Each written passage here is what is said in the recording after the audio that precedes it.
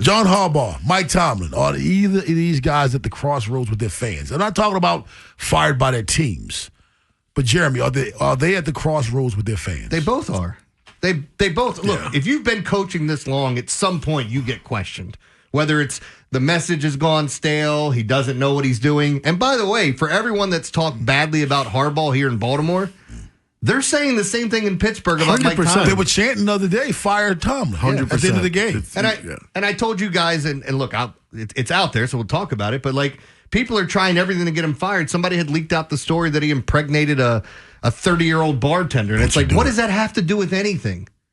Huh? Good girl. Don't you do it? What? Nothing. No, I wasn't going to. Okay. What do you think I was going to do? Anyway, no, but I'm just saying, like, that story comes out, and it's like, people will throw mud at you to get you fired in any way possible. What? That did it to me here. I mean, I've been through it. Oh, go ahead. No, I'm just saying that I've been through it here. People just, people wait, and then when they see an opening, the people just came out of the woodwork. It's like the George Brett Pine Tar thing. Nobody says anything until he hits a home run, and then he loses his mind, and it's after the fact. And like, it's all these people that it is funny in society how everyone wants you to fail. What's funny? You know, I learned. John Miller taught me this. I had him come down and teach our command staff that had to deal with the media. And he said the only thing the media likes more than building someone up is tearing them down, and they will do that to you. And that's exactly what they did here. I mean, think about it. And then when I was in trouble, then all these stories started. They weren't even true. Like, I was in the Washington Post for having leaving the scene of a DUI. It said the troopers let me go. You know why? My car was in the shop. I took my son to McDonald's in the state car. I break the turn signal. The turn was tight, and I ended up cracking the turn signal. I put it in the shop to replace it. Somebody hit the car when it was in the body shop. So there was they draw the conclusion that you were in a DUI. In the book, it said, leaving the scene, car one. My car one. Leaving the scene of an accident. Because somebody left the scene. The car was on the street. They hit it and took off. Oh, my God. So the Post, without calling me, puts a story in saying I was involved. And then I had to go, I was investigated by the state. So let me ask you a question. Okay. I can understand how they come to the conclusion you left the scene of an accident. Mm-hmm. But where did DUI come? The assumption. Well, whoever fed them the story added that, Because is it because the car didn't get driven home? Is that why? I could even understand him saying, "Hey, Ed Norris left the scene of an accident." Okay, I can see how you drew that conclusion. I don't understand where the DUI part came in at all. That part, that is reaching, making up stuff. That's like saying, the Ravens took their video games out of the locker room and the coaches did it, and no one told you that. You just threw in the coach's part because it sounded good. But think about it. Whoever made that call to the newspaper had an agenda anyway on something they probably knew was not true. Well, and it was just meant to, because I was under investigation. Was it ever radio in that the car was hit? I have no idea. It was in a logbook. Okay. Yeah. No, I wouldn't have been radioed in. Well, if it's in a logbook, it was in a body shop. Did the media come in and see it themselves? In the logbook? Don't they get a right to that? They could. Yeah. Do I know? I don't know if they FOIA'd it. But, I mean, somebody in the agency who made that phone call. All right.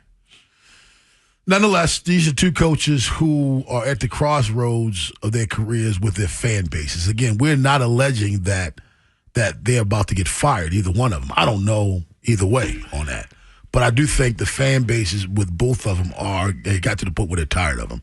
I know Ravens fans, a lot of Ravens fans that were in team camp or Camp Harbaugh are now saying, when you get things from fans, like, I like Harbaugh, but I understand if they let him go. That means you want to hold on to the fact that you've been defending them for years. But I got to say something I observed this weekend.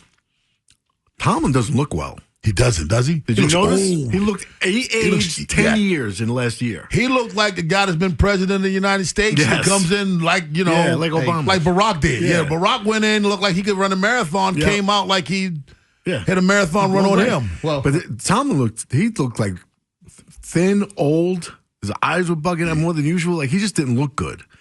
I mean, do you think any of this stuff's getting to him? Yes, whether it's pressure from the personal life or pressure from... I'm wondering. Yeah. Because he looks like he aged 10 years. According to you, he's raising a young kid.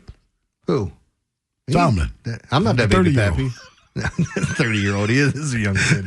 No. The 30-year-old he impregnated. I got you. So he's getting up late at night, early in the morning, changing diapers. It's tired. Hey, man, 50-something years old. Yeah, I got to be at work by 4 in the morning. See you in the offseason. Yeah, I'm with you, though, Ed. I was pointing that out on Sunday. Like, hey, It was noticeable, man. It was noticeable.